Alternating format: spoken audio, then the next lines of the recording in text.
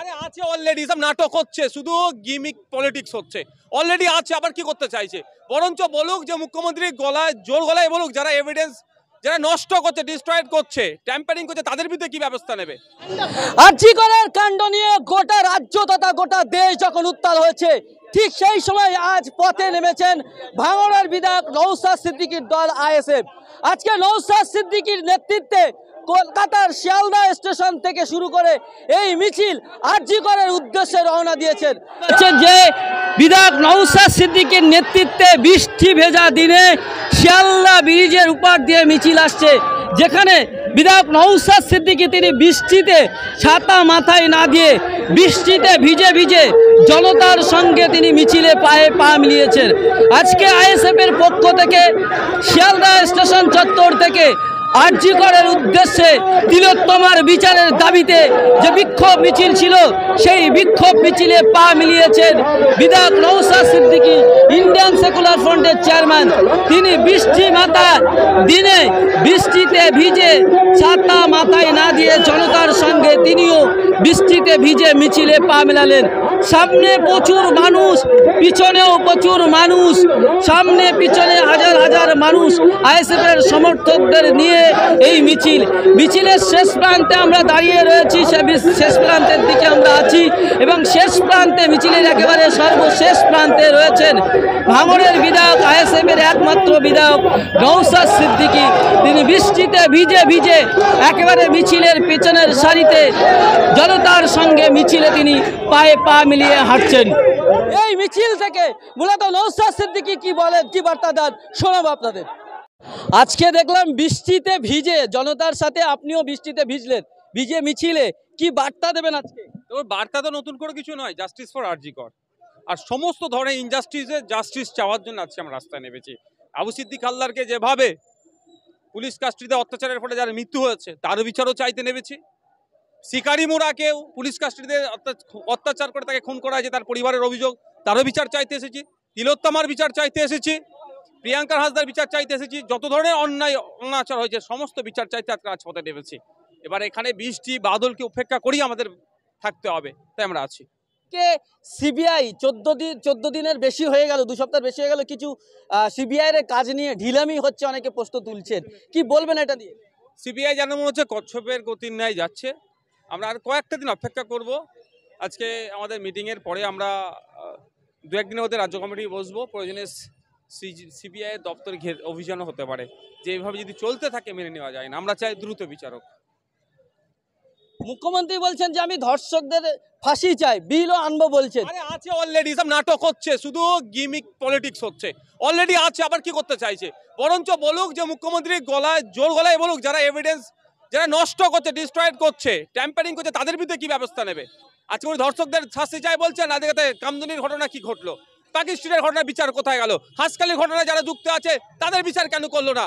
একজন প্রায় 80 বছরের ঊর্ধ্বে বয়স্ক মহিলা খ্রিস্টান সমাজের নদিয়াতে তিনি ধর্ষিত হয়েছিলেন, তার পরিবার বা আমরা বিচার পেলাম কোথায়? উনি শুধুমাত্র গিমিক করছে, পলিটিক্স করছে, এটা আর কিছুই না। কালকে মুখ্যমন্ত্রী মমতা বন্দ্যোপাধ্যায় বললেন যে আমি বদলা নয় বদল চাই, এটা ভুল বলেছিলাম, আপনারা নয় কামড়াবেন না, তো ফোঁস তো করতে পারতেন। ফোঁস করলে ফোঁসকে বন্ধ করতে হবে কিভাবে, কার্বলিক অ্যাসিড দিয়ে বা যাই দিয়ে, সেটা বাংলার মানুষ জানে। যদি উনি মানুষকে উত্তপ্ত করার চেষ্টা করেন, এটা বলে মানুষকে যদি উৎসাহিত করে বাংলার মানুষের মধ্যে একটা বিভেদ তৈরি হয়, বিশৃঙ্খল তৈরি হয়, দায়িত্ব নিতে পারবে তো? কারণ বাংলার মানুষ তিলোত্তমা নিয়ে রাস্তায় নেমেছে, এটা ভালো করে মাথায় রাখা দরকার। কোনো সরকারকে ফেলে দেওয়ার জন্য নয়, বা নতুন কোনো সরকার গড়ার জন্য নয়। বাংলার মানুষ রাস্তায় নেমেছে তিলোত্তমার বিচারের জন্য। আর এই বিচার চাইতে গিয়ে কেউ যদি আক্রান্ত হয়, কারো প্রতি যদি অনৈতিক হয়, অন্যায় হয়, সেই জুনিয়র ডাক্তারকে যেভাবে হুমকি দিচ্ছে, এই ধরনের যদি ঘটনা ঘটে, যদি এফআইআর করে জুনিয়র ডাক্তারদের নামে, একজনের নামে হলো, তাহলে বাংলার মানুষ কিন্তু তখন সরকারে কে থাকবে, কি তাকে রাখা উচিত নয়, এটা ভাবতে শুরু করবে। আর কালকে মুখ্যমন্ত্রী মমতা বন্দ্যোপাধ্যায় ডাক্তারদের উদ্দেশ্য করে বললেন, তাদের কর্মে যোগ দেওয়ার কথা বললেন আমি চাই না যে কারণ আমি এফআইআর হোক, তাহলে তাদের ভবিষ্যৎ নষ্ট হয়ে যাবে। এইটা কি হুমকি নাকি সতর্ক? যাই ভাবি বলুক না কেন, হুমকি দিক আর সতর্ক দিক, একটা কথা বলবো, যদি সাহস থাকে একটা জুনিয়র ডক্টরের নামে একটা এফআইআর করে দেখাক, তারপরে বাংলার মানুষ বুঝিয়ে দেবে গণতান্ত্রিক প্রক্রিয়াতে আন্দোলন করতে হবে, কি করতে হবে, কাকে নামাতে হবে, কাকে তুলতে হবে, বাংলার মানুষ বুঝে নেবে। একটা ডাক্তারের নামে এফআইআর করে দেখাতো, বাদ দিবার বেলাই নেই, আবার কিল চড় ঘুষি দেখাচ্ছে। আজকে আমরা দেখলাম যে বেশ কয়েকদিন ধরে বিজেপি বলছে দফা এক দাবি এক মমতার পদত্যাগ, আপনারা কি চাই? আমরা স্বাস্থ্যমন্ত্রী, পুলিশ মন্ত্রী অনেক আগে থেকেই পদত্যাগ চাইছি, ব্যর্থ এরা। অভিষেক বন্দ্যোপাধ্যায় কালকে বললেন যে সিবিআই এর হাতে এখনো পর্যন্ত সিবিআই এর হাতে দায়িত্ব রয়েছে, সিবিআই এখনো কেন সঞ্জয় ঘোষকে গ্রেপ্তার করতে পারেনি, প্রশ্ন তুলেছে। সন্দীপ ঘোষকে গ্রেপ্তারে নিয়ে অভিষেক বাবুর কালকে বক্তব্য শুনলাম। আমি অভিষেক বাবুকে শুধু এতটুকুই মনে করিয়ে দিতে চাইছি, সিবিআই কেসটা নেওয়ার আগে রাজ্য পুলিশের হাতে, ক্যালকাটা পুলিশের হাতে 2 দিন প্রায় 48 ঘন্টা মতো সময় ছিল। ওই 48 ঘন্টাতে একবারের জন্য কেন সন্দীপ ঘোষকে বাবুকে ডাকলেও না জিজ্ঞাসাবাদের জন্য? এর জবাবটা আগে দিতে বলুন অভিষেক বাবুকে, তারপরে অন্য কথা বলবেন। আর সিবিআই এর গতিবিধি আমরাও দেখছি, কচ্ছপের গতি ন্যায় চলছে। যদি এইভাবে চলতে থাকে, প্রয়োজনে আমরা সিবিআই অফিস কমপ্লেক্স তার দপ্তর ঘেরাওয়ের অভিযান করব। আমরা সিজিও কমপ্লেক্স ঘেরাও করবে, সময় কথা বলবে, আমরা তো অপেক্ষা করছি, দেখছি কয়েকটা দিন। আর যদি দেখি যে এইরকমভাবে চলতে থাকে, এই কচ্ছপের গতি চলতে থাকলে আমরা ছেড়ে কথা বলবো না এটাকে। আর একটা বিষয় যেটা হচ্ছে যে আপনারা বারবার ধর্ষকদের খুনি বা ধর্ষক বা খুনি যাদের শাস্তি দাবি করছেন, বিধানসভায় যে মুখ্যমন্ত্রী যে বিল আনবে বলেছেন, সেই বিলকে আপনি বিধানসভার সদস্য হিসাবে কি সমর্থন করবেন? দেখুন, আমি আবার আপনারা বলছি, বিল আনবে বলেছে বলি বিল আনে না। বিলে কি লেখা আছে পড়তে হবে আগে। বলছে হাওড়ায় যাবো, যদি শিয়ালদায় আমাকে পৌঁছাই, সে বিলকে কোনো সমর্থন করা যায় না। যদি বলে হাওড়ায় যাব, তো হাওড়ায় যদি সত্যিকারের আমাদের ডেস্টিনেশন হয়, অবশ্যই সমর্থন করব। কারণ ইতিপূর্বে মুখ্যমন্ত্রী বলেছিলেন কি ডবল ডবল চাকরি দেবো। বাংলার বেকার যুবক যুবতীদের চাকরি হচ্ছে, ওই যে সন্দীপ ঘোষের ডবল ডবল ট্রিপল চাকরি হওয়ার লাইনে চলে গিয়েছে। এই ধরনের তো কাজ করলে হবে না। যে বিলটা আনছে সে বিলটা পড়বো, যদি সমর্থন যোগ্য হয় অবশ্যই সমর্থন করব। আমরা চাই না নির্যাতিতা এই তিলোত্তমার মানে আরজি করার যে ঘটনা ঘটেছে নতুন করে ঘটুক। আমরা চাই বাংলার মেয়েদের নিরাপত্তা, আমরা চাই বাংলার মেয়েরা সুরক্ষিত থাকুক। ওই রাত্রে বাংলার মেয়েরা কাজ করবে না, দিনে কাজ করবে, এই ধরনের নাটক আমরা চাই না। যদি রাত্রে মেয়েরা কাজ করবে না, দিনে কাজ করবে, তাহলে পশ্চিমবাংলা আর একটা মুখ্যমন্ত্রী দেখতে হবে। তো রাত্রের মুখ্যমন্ত্রী কি হবে? আরও তো মিনিস্টার দেখতে হবে, যারা মহিলা বনমন্ত্রী এখন যিনি আছেন। রাত্রের বনমন্ত্রী কি হবেন? নারী শিশু দপ্তরের যিনি সামলাচ্ছেন, সমাজ কল্যাণ দপ্তরে যিনি সামলাচ্ছেন, তাহলে রাত্রে ওই দপ্তরটা কে সামলাবে ঠিক করতে হবে। এই ধরনের কথাবার্তা এনারা অনেক আগে বলেছেন, অনেক কথা বলেছেন। ঘুম থেকে উঠে মনে পড়লে এটা বলতে হবে বলে দেয়, কিন্তু বাস্তবে ইমপ্লিমেন্ট করার জন্য যে সিস্টেম আছে সেটা তো করতে হবে, সেটা করে না। ঠিক যেভাবে অফিসের সার্টিফিকেটটা বাতিল হয়েছে হাইকোর্ট থেকে, সিস্টেম মেনটেন করেনি বলে। তো এই ধরনের যে আইনটা আনছে, যদি মানুষের পক্ষে হয়, মহিলাদের জন্য হয়, রাজ্যের মেয়েদের জন্য হয়, তিলোত্তমারদের জন্য হয়, আমরা 100 বার সাপোর্ট করবো। আমরা তো অন্যায়ের বিরুদ্ধে রাস্তায় নেমেছি। কে আনছে তার থেকে বড় কথা নয়, যেটা মানুষ মহিলাদের জন্য সুরক্ষিত হবে, তাহলে কেন করবো না? একটা বিষয় যে মুখ্যমন্ত্রী একটা টুইট করেছেন যে আমার বক্তব্য নিয়ে বিরোধীরা বিতর্ক হচ্ছে, যেটা বিতর্কিতমূলক কিছুই ছিল না, বিকৃতি করেছে বক্তব্যটা।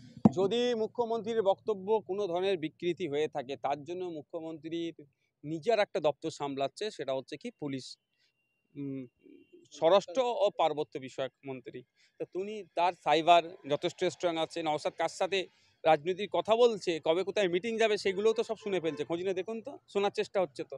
অমুক নেতা কার সাথে রাজনীতির কি কথা বলছে, কি মিটিং মিছিল হবে, কোন নেতাটা কোথায় যাচ্ছে, সবটা তো শুনছি নাকি লোকেট করে ফেলছে। তাহলে এটা করতে পারছে না। কারা মুখ্যমন্ত্রীর বক্তব্যকে নিয়ে বিকৃতি করছে, তাদের বিরুদ্ধে ব্যবস্থা গ্রহণ করা, তাতে ব্যর্থ হচ্ছে নাকি?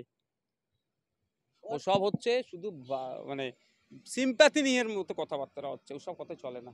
অনেকেই বলছে যে 21শে জানুয়ারি 2023-এ যখন নওশাদ সিদ্দিকী হাতিশালায় আক্রান্ত হয়েছিল, তার প্রতিবাদে ধর্মতলা ডরিনাকরণ সিংয়ে অবরোধ করার জন্য নওশাদ সিদ্দিকী 42 দিন জেল খাটলো। অথচ যারা নবান্ন অভিযান করলো তারা পুলিশকে মারলো, পুলিশের উপর আক্রমণ হলো, অথচ তাদের যারা নেতৃত্ব দিয়েছে পিছন দিয়ে তাদের গ্রেপ্তার নেই। এ নিয়ে অনেকে প্রশ্ন তুলছেন, কি বলবে?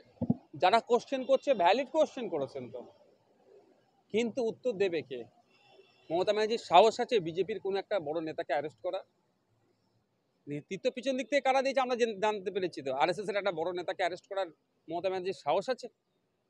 মমতা ব্যানার্জির রেড বেঁধে দিচ্ছে যারা, তাদেরকে অ্যারেস্ট করার সাহস আছে? সাহস নাই। সে সাহস ওরা দেখাবে না, কারণ যদি ওখানে সাহস দেখায় ঘরের লোক হয়তো অ্যারেস্ট হয়ে যেতে পারে, ও যদি সাহস দেখায় হয়তো সরকারটা ভেঙে যেতে পারে। তাহলে কারে দুর্বলের ওপরে যত ইচ্ছা কিল মারো, তবে ধন্যবাদ জানাবো আমাকে 42 দিন জেল খাটিয়ে আমার মানসিকভাবে আমাকে অনেকটা শক্তিশালী করেছে। আমি যদি না জেলে যেতাম, আমার জীবনে, রাজনীতির জীবনে একটা অধ্যায় হয়তো কম থাকতো। জেলে যাওয়ার পরে একটা অধ্যায় আমার পূরণ হয়েছে। নওশাদ সিদ্দিকী পদ অবরোধ করার জন্য জেলে থাকে, কিন্তু শুভেন্দু অধিকারী গুলি চালানোর কথা বললেও কিন্তু বাইরে থাকে। শুধু গুলি চালানো, ও একটা মিছিল এ থেকে বিজেপির কোন নেতা বা কারা খালিস্তানি বলে বললো একটা পাঞ্জাবি পুলিশ অফিসারকে, তার বিরুদ্ধে কোনো অ্যাকশন নিয়েছে মমতা ব্যানার্জির পুলিশ?